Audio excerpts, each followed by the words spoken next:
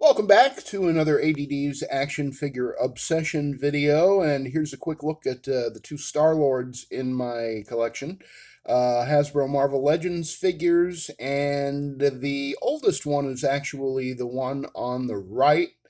Um, I had purchased him for the Chris Pratt head sculpt, which I used for a custom for something else, and so he was left headless. So when the Guardians of the Galaxy 3 movie figures went on clearance, I picked up the Star Lord figure on the left for the helmet, which is the helmet that now sits on the Star Lord figure on your right. And I think either one of these could work for a comic Star Lord in your Marvel Legends display. But specifically this morning, I put together this Peter Quill comic style Star Lord. It's the head from the recent retro Agent Venom figure. The sort of Jamie Lannister looking head sculpt, which is pretty nice, but I don't really think works for Flash Thompson, in my opinion. Even though I've seen the comic art and I know it looks like he did in the comic, but I think that the guy that drew the comic was probably looking at an image of the guy that played Jamie Lannister on Game of Thrones at the time that he was drawing that comic. But I think that works pretty good for a comic Peter Quill. And of course, the uniform, even though it's an MCU style Guardians of the Galaxy uniform, I believe that uniform, in some form or another, was in some of the later Guardians of the Galaxy comics. The blasters, now the blasters from this body are still on the hips of this previous movie Star Lord in his leather jacket and cool T-shirt. So I needed a pair of sort of sci-fi looking blasters for this guy, and these two come from the Hasbro G.I. Joe Classified series.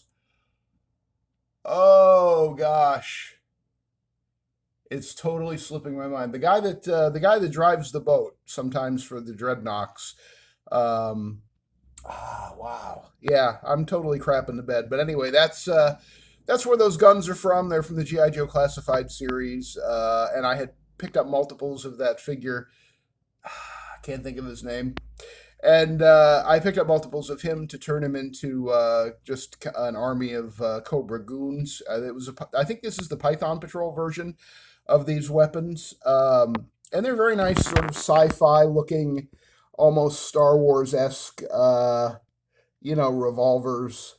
But they could be like laser guns. I mean, they could be just about anything. That's the great thing about your action figure kit bashing and customizing is that nobody, the kit bash police aren't coming to the door to accuse me of using the wrong guns for my comic style Star Lord, which is something that I wanted to put together for a while. I never did get I think it was a Walmart exclusive Star Lord that came out around the time of Guardians 3 in the sort of Dave Cockrum, John Byrne. I'm not sure, maybe Tom Sutton designed that outfit originally, but with the helmet and the star on his chest and all that.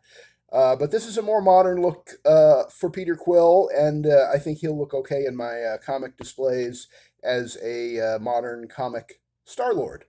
So, just an example, and again, this is all slapped together out of extra pieces that I just had laying around.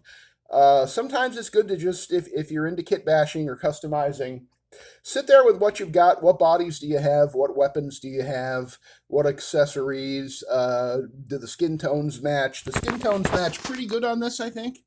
Um, so I'm not unhappy about that. The neck and the head, obviously, these are from two very different figures. But luckily, I would say probably 75% of the time when you're dealing with a head from one figure and the body from another, if you've got to match up the skin tones, usually Hasbro is pretty close. Sometimes you get a really weird thing like the X-Men 97 Wolverine that has a very orange skin tone, or as we talked about in another video, this Peter Parker head, the Renew Your Vows Unmasked Peter Parker head, he's very shiny and also very pale and very sweaty looking. Like, come on, Peter. What are you hiding from Mary Jane? Clearly, you're guilty as hell because you're sweating like a pig. But again, most of the time you look out pretty good. I mean, every once in a while, Hasbro will release a figure where you know, right out of the box, the skin tone doesn't match between the neck and the hands and the face. That's certainly been known to happen as well. If I come across one of those anytime in the near future, we can take a look at that and have a laugh about that. Anyway, that's my comic style modern Peter Quill Star Lord.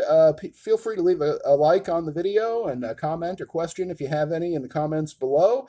Please subscribe to the channel if you haven't already, and share it with your friends if you know people would like talking about action figures and Marvel Legends, G.I. Joe Classified, that kind of thing. With a little comics history thrown in, usually.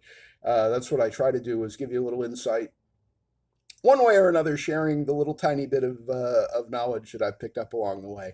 So thanks for joining me for this ADD's action figure obsession video, and I will catch you on the next one.